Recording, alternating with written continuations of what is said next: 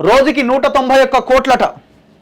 అసలు వడ్డీ కింద సర్కారు చెల్లిస్తున్న సొమ్మట.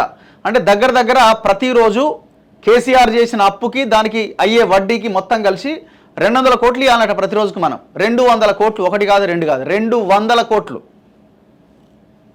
ఈ నెల 17 వరకు తీసుకున్నది 25,118 కోట్లు. అసలు వడ్డీల కింద కట్టింది 38,040 కోట్లు. గత ప్రభుత్వ రుణభారం ఈ సర్కారు పైన. రాష్ట్ర ప్రభుత్వం కొత్తగా తీసుకునే అప్పుల కంటే పాత రుణాలకు చెల్లించాల్సిన అసలు వడ్డీ సొమ్మే భారంగా పరిణమిస్తోంది. గత బీఆర్ఎస్ సర్కార్ చేసిన అప్పుల తాలూకు అసలు వడ్డీలు చెల్లించడానికి కాంగ్రెస్ ఆపసోపాలు పడుతోంది. ఈ రుణాలకు అసలు వడ్డీ కింద రోజుకు 191 కోట్లు చెల్లించాల్సి వస్తోంది. దీంతో ఇతర సంక్షేమ పథకాలకు నిధులు సర్దుబాటు చేయాలంటే ప్రత్యామ్నాయ మార్గాలు అన్వేషించక తప్పట్లేదు. తెలంగాణలో కాంగ్రెస్ అధికారంలోకి వచ్చే నాటికే రాష్ట్ర అప్పులు భారీగా పేరుకుపోయాయి. ఈ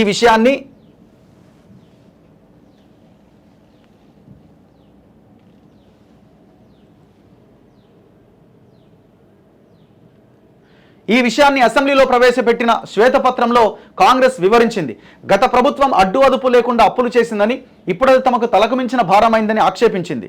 ద్రవ్య బాధ్యత బడ్జెట్ నిర్వహణ పరిధిలో తీసుకున్న బడ్జెట్ అప్పులు అంటే ఎఫ్ఆర్బిఎం పరిధిలో తీసుకున్న అప్పులు కలిపి మొత్తం 6,71,757 కోట్లు పేరుకుపోయాయని వివరించింది.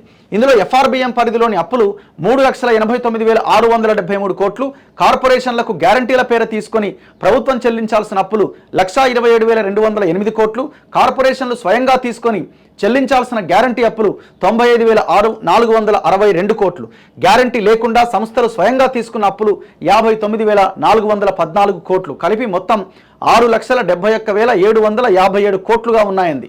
2023 డిసెంబర్ 7వ తేదీన కాంగ్రెస్ అధికారంలోకి వచ్చింది. అప్పటి నుంచి ఈ నెల 17వ తేదీ వరకు అప్పుల అసలు వడ్డీల కింద 38,040 కోట్లను చెల్లించింది. కానీ ఇదే సమయంలో ప్రభుత్వం తీసుకున్న అప్పు 25,118 కోట్లు.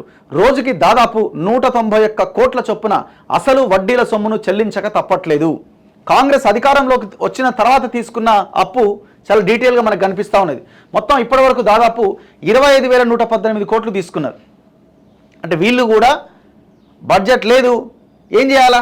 అసలు వీళ్ళకి అర్థం కాని విషయం ఏంటంటే పైసలు లేవు అని అప్పులు తెచ్చే బదులు ఉన్న భూములు దాదాపు 25 లక్షల ఎకరాల భూములు ప్రైవేట్ అండ్ ప్రభుత్వ ల్యాండ్స్ ఆక్యుపై చేసిరండి. గవర్నమెంట్ ఒక్క సెంటు భూమి ఇంతవరకు తీసుకోలే. ఒక్క సెంటు భూమి. కేసీఆర్ 11 ఎకరాల భూమి పార్టీ ఆఫీస్ ఉండగా మళ్ళీ ఇంకొక 3,000 గజాలు తీసుకోగా మళ్ళీ 11 ఎకరాల భూమి, ఎకరం 100 కోట్లు కేసీఆర్ హయాంలో వేలం వేయగా పోయిన భూమి పక్కనే 11 ఎకరాలు తీసుకున్నారు. ఆ భూమి ఎందుకు ప్రభుత్వం వెనక్కి తీసుకోదండి? మీరు ఆ పైసల్లో అంటారా? కేసీఆర్ హెటిరో పార్థసారథి రెడ్డికి ఫిడ్ ప్రోకో హెటిరో పార్థసారథి రెడ్డికి ఎకరం 30 లక్షలకు లీజుకి 30 ఏళ్ళకి 15 ఎకరాలు ఇస్తే వాడు అడిగింది 5 ఎకరాలు, ఈయన 15 ఎకరాలు ఇచ్చిండు. కోర్టుకు వెళ్తే కోర్టు ఏమన్నది, ఇది గవర్నమెంట్ ల్యాండ్, ఇది చాలా అన్యాయం, ఇది ఎట్లు ఇస్తారని కోర్టు రద్దు చేస్తే గవర్నమెంట్ పోయి బోర్డు నాటింది రేవంత్ రెడ్డి సర్కార్. బోర్డు నాటిన కొద్ది రోజులకే మరి ఏం ఇన్ఫ్లుయెన్స్ జరిగిందో పార్థసారథి రెడ్డి కాంగ్రెస్ హైకమాండ్తో ఏం మాట్లాడకుండా ఏం తెలియదు. 30 లక్షలు ఏమో కేసీఆర్కి ఇస్తాడు, దాన్ని 70 లక్షలకు పెంచి మళ్ళీ వీళ్ళు వానికే ఇస్తారు. మీరు ఇవన్నీ సెటరైట్ చేయకుండా, ఈ గవర్నమెంట్ ల్యాండ్స్ని టేక్ ఓవర్ చేయకుండా, ఈ మాఫియాని అడ్డుకట్ట వేయకుండా, వాళ్ళు తీసుకున్న భూములను మీరు తిరిగి తీసుకోకుండా, మీరు ఎంత మొత్తుకున్నా గత ప్రభుత్వం చేసిందనో లేకపోతే మీరు గత ప్రభుత్వం చేసి గత ప్రభుత్వం బయటికి తీయండి. బయటికి తీయరు, కట్టుకుంటూ పోతారు. మళ్ళానేమో ఏడుపులు, అప్పులైనాయి అవి కట్టడమే సరిపోతుంది. మరి అవి కట్టడమే సరిపోతున్నప్పుడు వాళ్ళు ఆక్యుపై చేసిన భూములు కొన్ని లక్షల ఎకరాలు ఉన్నాయి. కంపెనీల పేర్లు చెప్పమంటే మేము చెప్తాం. ఫినిక్స్ కంపెనీ దమ్ముందా గవర్నమెంట్కి? ఓపెన్ సవాల్ చేస్తున్నాం. ఫినిక్స్ కంపెనీ చేసిన దౌర్జన్యాల మీద ఈ మాఫియా, రియల్ ఎస్టేట్ మాఫియా మీద విచారణ చేసే దమ్ము, ధైర్యం ఈ రాష్ట్ర ప్రభుత్వానికి ఉందా? లేదు, ఉండదు. వీళ్ళకి రాజపుష్ప ఉందా? రామేశ్వరరావు ఉన్నదా? మెగా కృష్ణారెడ్డి ఉన్నదా? చెప్పండి. ఈ ఒక్క పేరుని ఏ యూట్యూబ్ ఛానల్ అయినా ఈ పేర్ల గురించి మాట్లాడమనండి. ఏ మీడియా ఛానల్ అయినా ఈ పేర్లను ప్రస్తావిస్తూ ఒక స్టోరీ చేయమనండి.